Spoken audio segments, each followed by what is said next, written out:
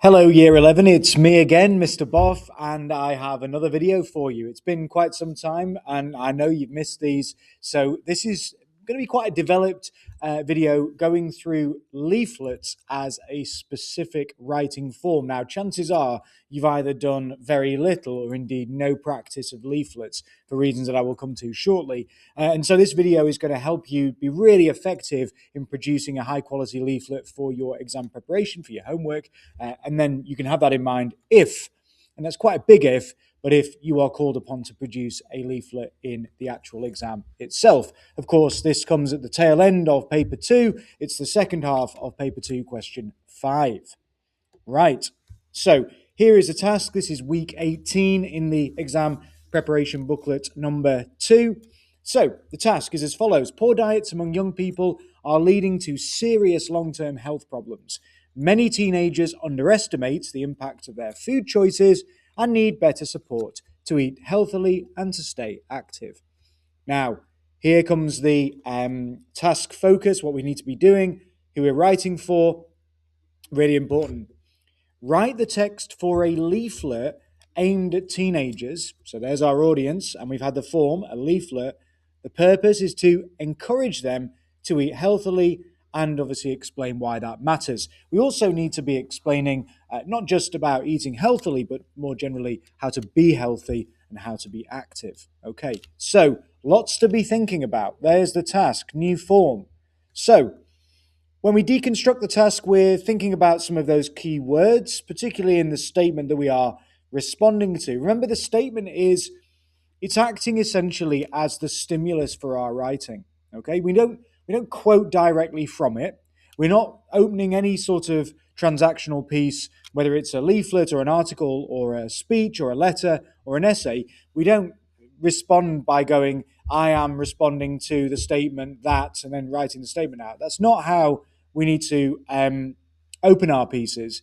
The statement that we're responding to is a stimulus to get our ideas going and obviously to give us a way into the particular topic. So, some key words and phrases to think about. So, poor diets is one. So, when we think of poor diets, we think about how easy it is to get into unhealthy habits, the concept of imbalance, eating too much of one particular food group, and then also obviously the long-term risks around a poor diet. We might have knowledge around things like it's been in the news and the media more generally a lot recently around the dangers of ultra-processed foods and how to minimize ultra-processed foods in our diet and why we might wish to do that. When we turn to the next part, though, those phrases young people and also the word teenagers, suddenly thinking about, right, direct address, it needs to be relatable, it needs to be accessible, it's going to be serious, of course, but we are talking very directly in this leaflet to a young audience, to teenagers and young people. Where it says long-term health problems or consequences, we're thinking about the future consequences of decisions that we make around diet and exercise today. And for young people and teenagers, we know that can seem a really, really long way away. It can seem a million miles away. Well, I'm a young person. I can worry about being an old person like Mr. Boff. I can worry about that in decades to come. Actually, it doesn't really work like that. Then that word underestimate, young people underestimate the impact. So really what that is getting at is that lack of awareness, that lack of knowledge, we might call that ignorance, a lack of understanding that the decisions that young people make today will have a knock-on effect in their future. Then we come on to the word support. So we've got to be supportive. It's about guidance, not blame, not offering some horribly judgmental lecture about, get that donut out of your mouth, okay, get out and go for a run. If we do that, people are going to ignore it, okay? It's about giving people information and helping them think through their own attitude and relationship with food and exercise and their diets more generally, because people are their own best expert, okay? So we're there to get the reader, I suppose, to ask questions of themselves. That's going to make us start thinking about things like rhetorical questions. It's about guidance, encouraging someone to think in a particular way rather than judgmentally saying, stop eating that, that's terrible for you, that's awful, that's disgusting, stop doing that. It just doesn't work. It doesn't change human behavior. And that feeds on to the next part, which is eat healthily and staying active. We want practical solutions, okay? We're not trying to turn people into someone who can do, back-to-back marathons or do a 50-mile ultra marathon. We're not talking about that. We're talking about practical, simple, basic, everyday ways people can eat more healthily and also do some exercise. So it's about, as I've said there, the key takeaway is about raising awareness, giving people knowledge, and guiding positive behavior, not criticizing or lecturing people about negative behaviors, because it just doesn't change. It doesn't change people. People don't work like that. Okay, big question. What is a leaflet? So, clearly, a leaflet has to be accessible and easy to read. It's structured into sections. It's going to include things like subheadings, for example. It's written directly to the reader. It makes a great deal of use of direct address, you talking to the reader directly. And it's focused on advice and having impact, giving people information and then guidance and advice on how they can act on that information. So remember, I've just mentioned this on a previous slide, where it's about guiding the reader. It is not about lecturing them or making them feel ashamed of themselves. Again, that's not going to work. Now, leaflet writing comes with a few potential quite serious pitfalls. Okay, this is not, and I put it in capital letters, so I really, really mean it, it is not a design task. So we do not spend any time drawing boxes, putting in columns, putting in things like images. We don't spend any time in the exam trying to make it look like a leaflet. We don't write in weird fragments or little notes. We definitely don't overthink things like layout or presentation. Remember, key takeaway is we are being assessed on, or you are being assessed on, your writing, the quality of your writing, not the design. So avoid some common mistakes. We don't want to be forgetting about structure. We need to remember our default transactional question 5 paper 2 structure. We can use that with just a couple of tweaks. We don't want to start writing random bits of health advice that seem completely disconnected from what we are obviously arguing. We want to have a clear argument. We also don't want to be too informal, trying to appeal to teenagers. I can't do that because I'm an old man, so I don't really know how teenagers speak now. It's a long time since I've been a teenager. But what we don't try and do is try and speak to teenagers directly using slang. It will come off as entirely unconvincing, and it won't be fulfilling the demands of an authoritative leaflet on serious health and exercise concerns. No lectures or rants, and we don't want to ignore the long-term impacts. It's not just about short-term changes. We're thinking about the long-term impact of changes across someone's entire life. Yes, it's addressed to teenagers and young people, but this is about the entire course of someone's life, building those solid foundations. What we should be doing then, to be positive about it, is we should just follow our normal question 5 structure. I'm going to give you some slight tweaks to it. We're writing a leaflet, not a letter. We're writing a leaflet, not an article. So we need to slightly adjust a few things, but our normal structure will take us about 80 or 90% of the way there. Clearly, we're writing in paragraphs, structuring our writing in that way, but we need to add in some key features. So what might we add in? Well, we're going to be using a lot more direct address. You might use direct address in a speech. I can imagine quite a lot of that in a speech, depending on the topic. You would use far less in something like a letter, potentially, where it might start to seem a little bit sort of accusatory, depending on the context. And we would use less in an article as well. Clear focus on advice. This is the most kind of heavily advice-driven task that we've done yet. An article tends to be, here's my experience, here's why you might consider my arguments and my ideas. This is a bit more like, here's some guidance and advice, health advice coming from a kind of serious authority, and this is why it's important. So we want practical solutions that people can implement in their day-to-day life that are inclusive. So we're not saying go and spend £200 a month on a really super expensive gym membership. Why not sign up tomorrow for an ultra marathon? Not ridiculous things like that. Small changes people can make. Getting up in the morning and going for a 20-minute walk is something that a lot of people could do. It's a small step. It's an accessible step. It's also, crucially, obviously, if we're able-bodied, Crucially, it's free and accessible to virtually everyone.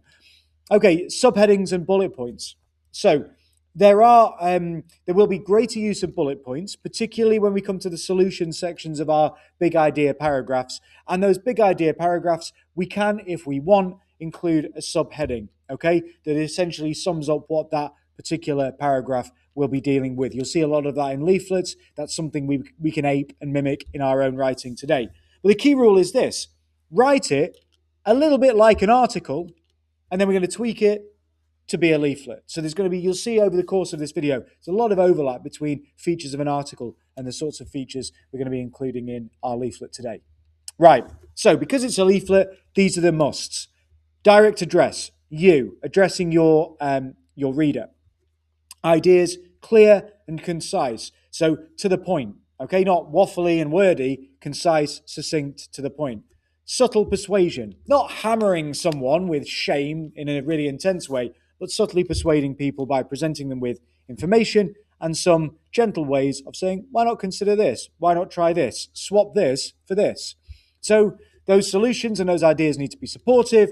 They definitely shouldn't be judgmental. They should be accessible to as many people as possible, not excluding people who might be on lower incomes from less wealthy households, those sorts of things. Going for a walk, basically free. Paying £200 for a personal trainer every month, not accessible to the vast majority of people.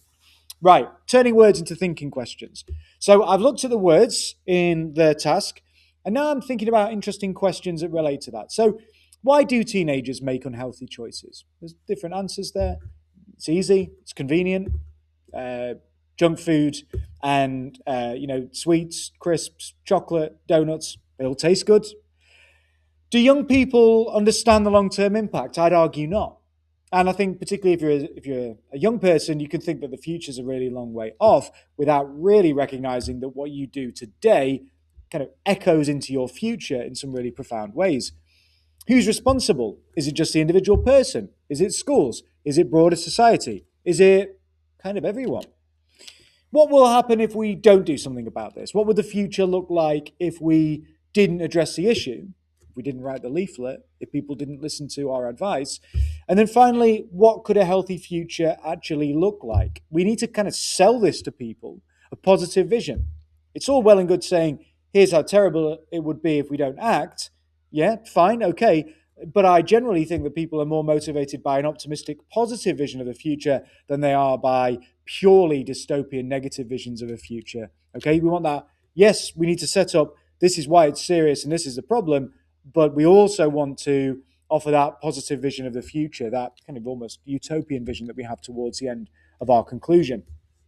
So there are a number of patterns when we think through those questions on the previous slide that start to emerge. So if teenagers make poor dietary choices, if they fail to stay active, then those habits, those behaviors can really develop, kind of take root and really develop then into serious, lifelong, long-term health problems. So we could put it like this: without intervention, without the intervention of the leaflet, short-term convenience, just grabbing a chocolate bar because you're a little bit hungry, okay, eating a bag of crisps rather than taking 5 minutes to cut up some fruit, okay, that can lead to long-term harm. And that leads us to our first and then ultimately our second argument. So our first argument overall, it will be this: many teenagers underestimate the long-term impact of their diet and lifestyle choices, okay? And that's a sort of knowledge gap that the leaflet needs to address.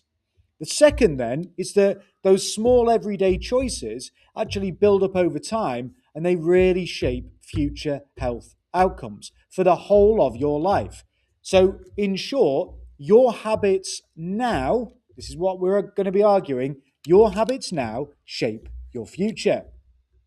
And we're going to follow this structure. This is a structure that is in your exam preparation booklet. It's there in our curriculum booklet. It's there in our intervention sessions. This is a structure that we use for English language paper 2 question 5. It is your blueprint for success. It needs to be tweaked, and I'll explain over the forthcoming slides how you do that, but this is our kind of foundation for success, our blueprint for success. Now, on the screen, I'm giving you, and you can jot this down, some evidence and statistics relating to health, well-being, teenagers, exercise, and diet. So you can have a quick read of that. I'm not going to read it to you. I've kept it really general, and there will be opportunities throughout the course of your writing today to actually employ some of these lines and some of this phrasing in this content. You can see that the important thing is that we are making reference to experts, studies, public health guidance, research, and so on. Okay? I'm not cramming made up stats of percentages here and there into my response, but I am referencing experts. I am referencing studies, public health guidance. Even the language itself is that language of logos, logical, rational argument. It makes me more credible, so it makes the leaflet credible. That's all about ethos. Why should I listen to you? Well, because we're referencing health experts. So things like studies show significant number of young people don't meet recommended levels of physical activity. We don't need to start getting bogged down in what those recommended levels are and like absolutely laying it thick in terms of percentages. But this is the sort of evidence and statistical reference that lots of students didn't include in their recent mock paper 2 question 5. This is what it needs to look like. So obviously it's a video on YouTube. You can pause this, note down anything that you see fit that you think, yeah, actually I might use that later on. Okay, introduction. We use a question. Purpose, there it is. We're introducing the issue, we're showing relevance, and we're speaking directly to the reader, particularly important in a leaflet. Those are some sentence scaffolds. On every slide, you've got sentence scaffold. They're not exhaustive. It's not every single sentence you might need to write, but they are a selection of sentences for you to use to support your response. It's the metaphor of scaffolding. It's designed to hold up your ability to write a really high quality leaflet. You can tweak and change them if you wish. These are just some for guidance. Okay, and these ones I think are relatively straightforward, relatively accessible. Okay, so we've got many teenagers underestimate how diet and exercise. This may seem unimportant now, typo, Mr. Boff, but the choices you make today will have a serious impact on your long-term health, blah, blah, blah. Reading this leaflet is a great start. It's designed to help you. So we're acknowledging this is the purpose of the leaflet. This is what we want you to do. This is how we want to help you. Okay, now, anecdote. Big change here from our normal anecdote. A leaflet, third person, we're not writing I. The whole point of a leaflet is it's not really coming from one individual person. The leaflet is being produced really by an organization, so you want it in third person. So you might be going, well, how do I include an anecdote then? So we do want an anecdote, and I had a look at some leaflets online relating to health and so on, and a lot of them do what I've done here. So they address the reader, and then they give a kind of quoted anecdote from a person who is expressing maybe how they've changed their behavior or what they think about the issue. So that's what I've done here. So I'm just going to talk you through these. After a long day at school, it's easy to reach for thinking unhealthy foods, chocolate bar, whatever. You grab a quick snack, an energy drink, something fast. Okay, why is that a problem? It feels harmless, just part of everyday life, but don't take our word for it. Here's how one teenager made some positive changes and found. And then you can see I've got quotation marks there, or speech marks. So this is directly reported speech from this unnamed 16-year-old teenager that I've just made up, who used to have unhealthy habits, then changed, realized that it was bad, did something about it. Now I feel fantastic. If I can do it, you can do it too. If I can do it, then anyone can make these changes and start feeling happier and healthier today. Something like that. Okay, so this is a bit of a tweak from our normal anecdote process, but as I said, it's like an article, but it's not got that kind of personal, individual focus. It's a leaflet, so it needs to be a bit more detached, objective, thoughtful, and so on. Makes it seem more authoritative, but we do still want that humanizing anecdote, and this is a good way of making that happen. Okay, isolated rhetorical question. Goodness me, we've done many of these. Those are some that I've made up. They're not great, they're fine, Okay, are we prioritizing short-term convenience over long-term health? Nice little bit of balanced syntax there. Short-term convenience, long-term health. The other one, think. Are your habits helping you or harming you? Again, that kind of parallel syntactic balance. Habits helping or are they harming? Helping or harming? It's a nice bit of antithesis. Short-term, long-term, helping, harming. Nice, okay, that's what we want to be doing. Right, dystopia. In my head, I was thinking, okay, what I want to convey is the idea of healthy choices, both in terms of diet and exercise, as foundations, almost like the foundations of a building. Or I was thinking like rock or kind of cliffs or something like that, and that when we make unhealthy choices, those unhealthy choices slowly, gradually wear away. And here comes a metaphor: wear away, like the action of the sea. And I'm thinking, okay, the word that starts to come to mind, going back to GCSE geography, is erosion. That slow wearing away. So our unhealthy choices act like waves, gradually eroding the foundations of long-term health. Over time, the cumulative effects of poor diet and little exercise cause these foundations to become unstable, damaged, cracked, worn. And eventually you may find yourself in a situation where, okay, it's going to be a negative situation, tired, lethargic, out of breath. These are often the first warning signs that your foundations of long-term health are under attack. This is not sudden collapse. This is the slow erosion of your future. Something like that. Okay, there you go. Next, big idea one, clear argument. Dead straightforward because we've already covered this, but basically we're saying, right, when you're a teenager, you feel invincible. You feel like you're going to live forever. You feel like, old age is a million miles away. You assume, you know what, I can eat what I want. I'll be fine. I'm a young person. Okay. However, your body depends upon, what you do with it, what you put into it. The choices you make today will determine the trajectory of your health over the course of your hopefully long life. Then we move to evidence and an emotive plea. We want to add credibility. We also want to add urgency, as in, and we talked about that around climate change, Kairos, like we've got to do something about this now. So, according to health experts, go back to the video in the slide where I've given you evidence of how you can include statistics, how you can reference health experts like the World Health Organization.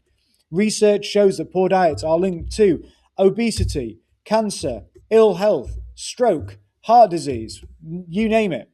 This is not just about appearance. It is about, so again, it's not just like, oh, you need to eat healthily and exercise because you want a six pack. No, it's about long-term health. It's about making sure that when you're an older person, and hopefully you're going to be living for decade after decade after decade, that when you're an older person, you can get up and down the stairs without being out of breath. You can walk to the shops and get yourself some milk without that seeming like you're climbing up Mount Everest. Remember those foundations? How are you, how are you maintaining yours? How are you repairing yours? How are you ensuring you're building the strongest possible foundations for your future? Okay, solutions. These are all about moving, as I've said there, from problem to action. If this is a series of problems we've already laid out, what can we do about it? Okay, keep the solutions accessible and realistic. It's not about, okay, what I want you to do is go out and only eat organic foods and so on. That's ridiculous. We can't be having that. Okay, so start small, try. It's all gentle, gradual stuff. Okay, big idea two. What are the future consequences? At first, eating junk food seems innocuous, but so again, big idea two, future consequences. We're emphasizing time and that sense of accumulation. Again, lots of sentence scaffolds there, that making poor choices, the consequences of that build up over time. Then we move on, expert voice and imperative. We're adding yet more authority, health professionals warn, and we're pushing the reader to act. Have you considered? Your health and well-being is in your hands. How do you want your future to look? Okay, develop that idea. And then our conclusion. Now in this, what I've done is I've actually focused a little bit on information online. Okay, and actually we need to cut through that kind of online noise of people giving you all sorts of wild and faintly ridiculous and even dangerous bits of health advice. I remember reading this not that long ago. Eat food, mostly plants, not too much. Okay, if you want to know how to be healthy in terms of food, eat food, mostly plants, not too much. Okay, do that. Go for a walk every day. Probably going to be all right. Probably going to be healthier than the vast majority of people in our society. Again, sentence scaffolds to support. So just to wrap this video up, which has now hit the 25-minute mark, crikey, okay, final reminders. Follow our structure. Question 5, paper 2, follow the structure. Keep your writing clear and controlled. Use my scaffolds. It's going to help you do that. Speak directly to your reader and to your audience. I'm helping you do that too. And if you do those things, if you follow this video, if you use your brain, you think, you use the scaffolds, then you will be able to achieve really high marks. If, and it's rare, I can't remember the last time AQA even asked students to produce a leaflet, but if they do, you know what you need to deliver on the day. And with that, okay, coming up to 26 minutes is the end of the video. Thank you as always so much for watching. Please like, please subscribe, and do not forget to hit that notification bell. Thank you and goodbye.